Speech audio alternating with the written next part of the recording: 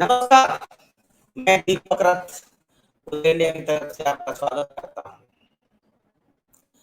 सच को सामने लाने का प्रयास हमारा लगातार जारी है। उदय इंडिया के लिए राष्ट्र सर्वोपरि है। जब भी कहीं किसी व्यक्ति, समाज या देश को मुश्किल सामना करना पड़ता है तो उदय इंडिया उसके साथ हमेशा देता है, क्योंकि उदय इंडिया के लिए राष्ट्रीयता परम धर्म है। आज मैं एक ऐसा घटना झारखंड राज्य के बारे में आप लोगों के सामने लाना चाहता हूं कि एक ऐसा राज्य है जहां पर सोरेन साहब की सरकार है, हेमंत सोरेन साहब की। आपको मालूम होगा पूरे देश में दलित के ऊपर जब अत्याचार होता है, हमारा देश की नेता लोग जो है लाइन लगा देते हैं अपना वोट बैंक बढ़ाने के लिए, लेकिन वहां क्या हालत है। झारखंड में सरकारी स्कूल में हिंदू बच्चों को क्या क्या मुसीबतें झेलना पड़ता है। झारखंड में मंदिर को किस तरह से तोड़ा जाता है, मैं आज इसके ऊपर चर्चा करने वाला हूं। एक ऐसे ही घटना अभी प्रकाश में आया है जहां महादलित परिवार की मुसीबत झेलने पड़ रही है। झारखंड के पलाम जिले में पुरुमातू गांव के नजदीक टोंगरी के पास कई दशकों से बसे महादलित परिवार के 50 लोगों की घर उजाड़ने का मामला सामने आया। एक विशेष समुदाय ने महादलित लोगों के ऊपर आतंक ही मचा रखा है।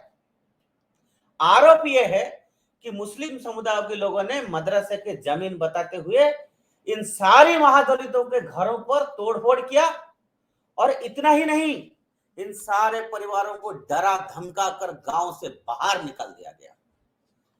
अब आप ये बताइए कि 30 सालों से भी अधिक समय से रहने वाले ये महादलित लोग कहां जाएंगे।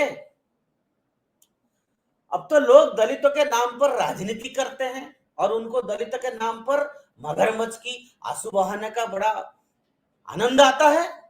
मैं उन लोगों से पूछना चाहता हूं, आज वो लोग चुप क्यों हैं। महादलितों को आश्वासना देने के लिए उस गांव में ना राहुल गांधी पहुंचे, ना मायावती पहुंचे, ना ही बगल में वेस्ट बंगाल से हमारा ममता दीदी पहुंची। क्यों? क्योंकि झारखंड में बीजेपी की सरकार नहीं है, इसलिए इसलिए वहां पर मुसलमानों के 100 खून माफ और महादलितों के ऊपर अत्याचार बरकरार। झारखंड में पिछले कई दिनों से सियासी उठापटक चरम पर है, आप सबने देख रहे हैं। आज उदय इंडिया पूछना चाहता है कि आखिर हेमंत सोरेन की सरकार चुप क्यों है। अपने आप को मुसलमान का नेता मानने वाला ओवैसी से आज उदय इंडिया पूछना चाहता है कि आप महादलितों के ऊपर अत्याचार उसको बर्दाश्त है। क्या इस देश में गरीब दलितों की जमीन को मदरसा की जमीन कहना उचित है।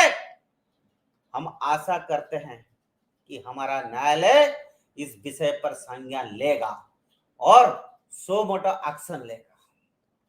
आप सबको याद होगा कि जब नुपुर शर्मा की मामला आया था तो पूरे झारखंड में दंगा मच गया था, और हम आपको यह भी बताना चाहेंगे कि झारखंड में लगभग 400 से अधिक सरकारी स्कूलों को उर्दू स्कूल में बदलने की कोशिश हो रहा था, लेकिन वो संभव नहीं हुई। इतना नहीं है, आगे सुनिए।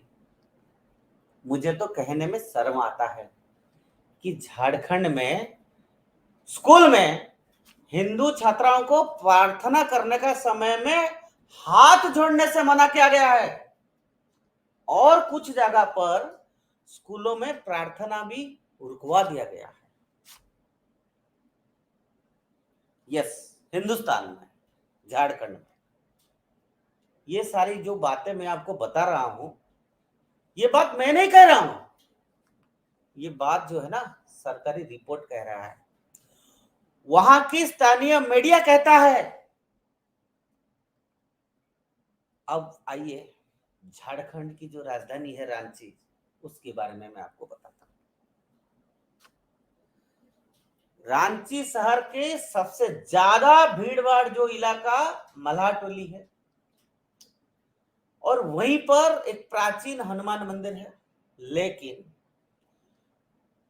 कुछ असामाजिक लोगों ने उस हनुमान मंदिर का ताला तोड़कर हनुमान जी का प्रतिमा को क्षत विक्षत कर दिया।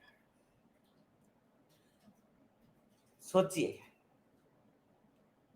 हनुमान मंदिर का ताला तोड़ा, मूर्ति को तोड़ दिया गया, लेकिन गिरफ्तारी करने के लिए पुलिस को बहुत पापड़ बेलना पड़ा। और बताया जा रहा है कि हनुमान जी की प्रतिमा को तोड़ने वाला जो व्यक्ति है वो हिंदपीढ़ की रहने वाला है। पुलिस की लापरवाही इस पूरी मामले में आपको स्पष्ट रूप से दिखाई दे रहा है। लेकिन पुलिस क्या कह रहा है कि ये जो आरोपी है जिसने हनुमान मंदिर को तोड़ा है वो मानसिक रूप से विक्षिप्त बता रहे हैं। लेकिन चर्चा यह है कि एक मानसिक रोगी किसी मंदिर का ताला तोड़कर किसी प्रतिमा को कैसे भला नष्ट कर सकता है। क्योंकि अगर इस मानसिकता रोग का नाम लिया जाए तो ऐसे मानसिक रोगी का संख्या जो है इस देश में बहुत बढ़ रहा है, क्योंकि इसका सीधा संबंध जो है मजहबी कट्टरपन से जुड़ा हुआ है। हम सबको पता है कि बगैर राजनीतिक सहभागिता के कोई ऐसे कदम नहीं उठ सकता है। हेमंत सोरेन की सरकार पूरी तरह से मुसलमान की तुष्टीकरण में लगी हुई है। इसलिए समय आ गया है कि झारखंड अब जिहादी मानसिकता की गुलामी से आजाद हो। अब सोचिए कि एक राज्य में एक सरकार है, लॉ है, लेकिन दलितों के अत्याचार पे सरकार चुप है, मंदिर तोड़ा जा रहा है सरकार चुप है, सरकारी स्कूल को उर्दू स्कूल बना जा रहा था, प्रार्थना नहीं कर सकते हैं, हाथ नहीं जोड़ सकते हैं। हिंदुस्तान में है हम।